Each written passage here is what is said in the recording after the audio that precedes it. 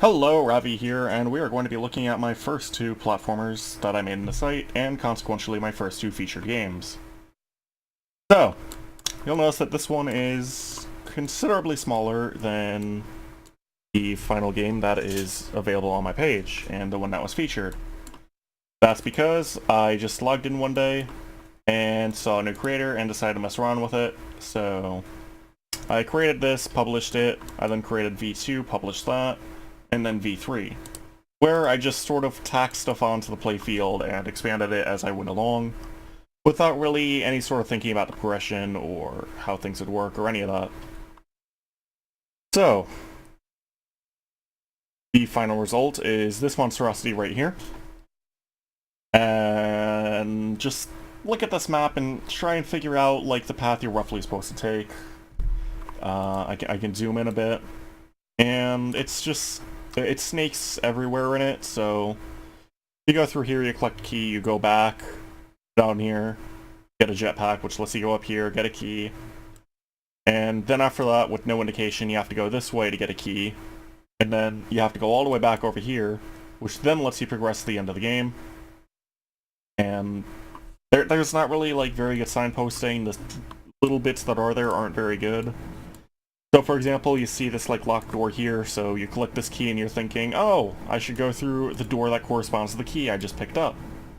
But instead, that just leads you to an eventual dead end because you need the yellow keys to continue. So that's just like one of many issues with this game, and I'll cover the rest of them while we're playing through. So here's the start of the game. Not too bad. Like, you go here. Okay, it's locked, so go out this way. You have an elevator you normally have to wait for, but I mean, sword climbing existed, so sort of magnetize itself to the wall and squeeze through. We have our first couple enemies. I called this place the Ninja House when I was younger, for some reason. Probably because ninjas are like the weakest enemies, so I just shoved the place full of them. Also, I didn't really know how to use the shield or switch between various objects back then. So, you'll notice that there's a huge amount of torches everywhere. Beyond that too, you'll also notice that there is a comically high amount of jetpack fuel throughout the game. I did not really think about, like, progression of power-ups or any of that sort of stuff, so it's just all over the place in terms of that. Yeah.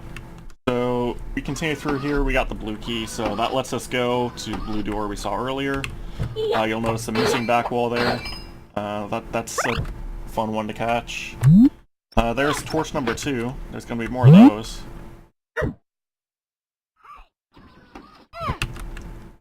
So we got ourselves another ninja. I can just sort of walk up to him and just bat him down.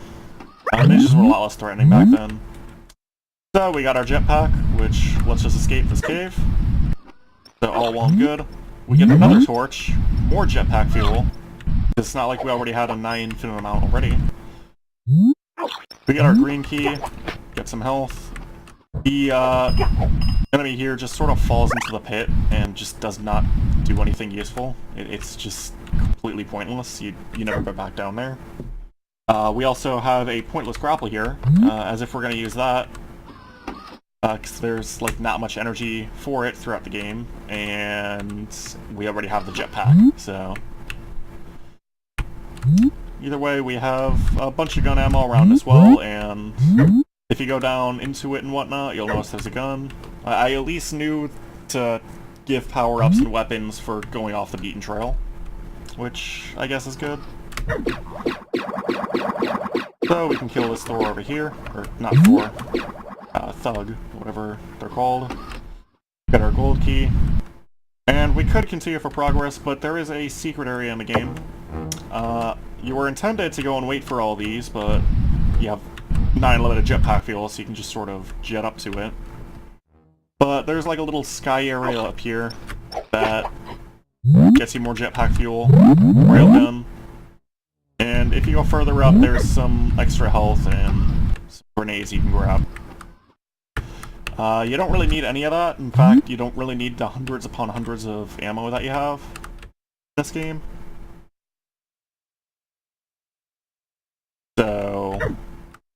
Once again, just not a whole lot of thinking about the progression or ammo balance or any of that. Either way, we backtrack on. We got ourselves a bigger shield. At least that's why I call them bigger shield. They're really good. We got even more jetpack fuel, because we're going to be using a jetpack a whole lot more throughout this game. There's another torch, because we need as many torches as we can. A little extra secret area here with health you don't really need, and a bunch of grapple energy that you also don't really need. I'm sure someone got used to me out of that health. I probably didn't when I was younger, because I didn't understand that shield, that like you could actually use the shield.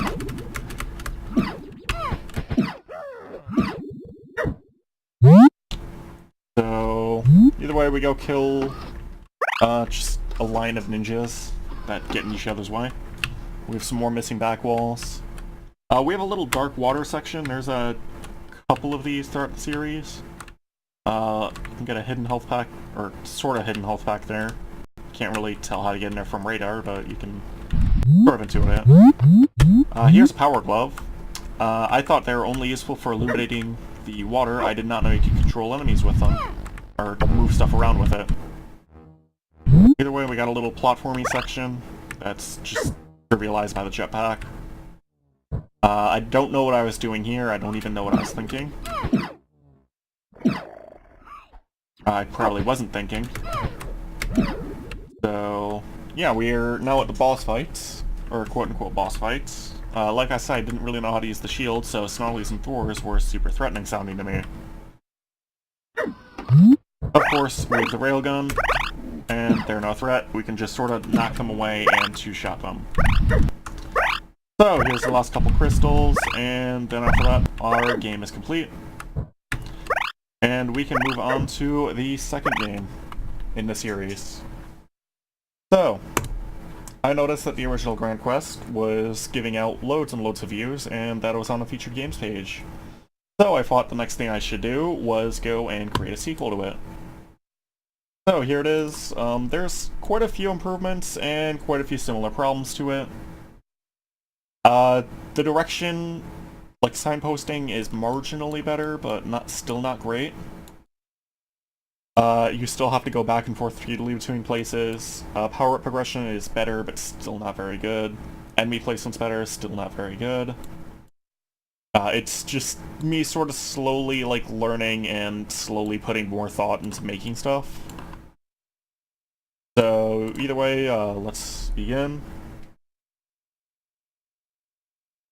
And yeah. So, here's the start of the game. The locked door is a lot closer to us this time, so... And we can get the torch a lot earlier. Thankfully, I knew that you only needed one torch this time, so there's only one throughout the game. And we got a jetpack, we can kill these ninjas. There's plenty of health here. And I was a bit stingier with jetpack fuel, but not by much, so... There we go, that's done. Now, this Snarly would be threatening, but I gave you grenades, and you can trap it down here. And, I mean, we're not actually going to go down there. We have the jetpack, and sure, there's a grapple, but... I mean, who uses the grapple when you have a jetpack? And, yeah, we can get some extra jetpack fuel and never run out for the rest of the game.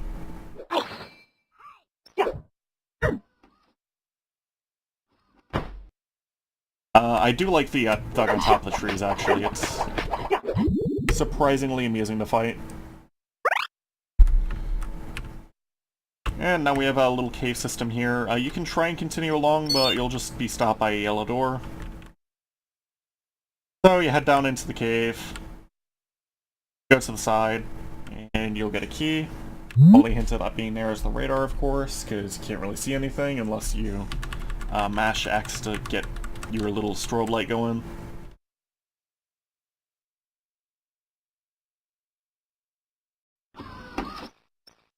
And once you get your way through, you've got like a couple of enemies again, and you can get a big shield.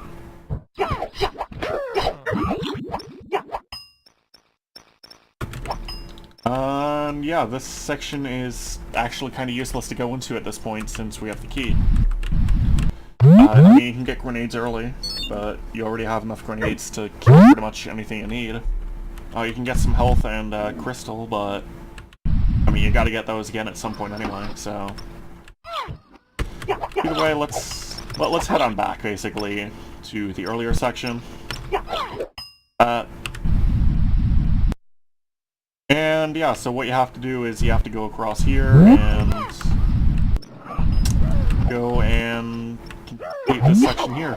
Also is like little signposts and you have to go there, but hey, it's an early platformer, so design didn't exist back then. We have another jetpack for some reason. Not sure why that's there. And yeah, we got a railgun. This time I didn't bother to hide it, but I did at least give less ammo than before. So that's at least a step in a positive direction. And yeah, as we continue back too, I'd like to point out these trees were hopelessly stolen from, I believe, some game Bobbler made a while back. I did put some more effort into the scenery, like there's different back walls here, but it's still, like, not great.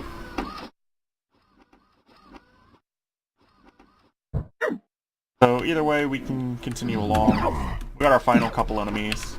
There's also a power glove that you can grab up there, but there's no point in it, and I still didn't know that you could grab enemies and stuff with it.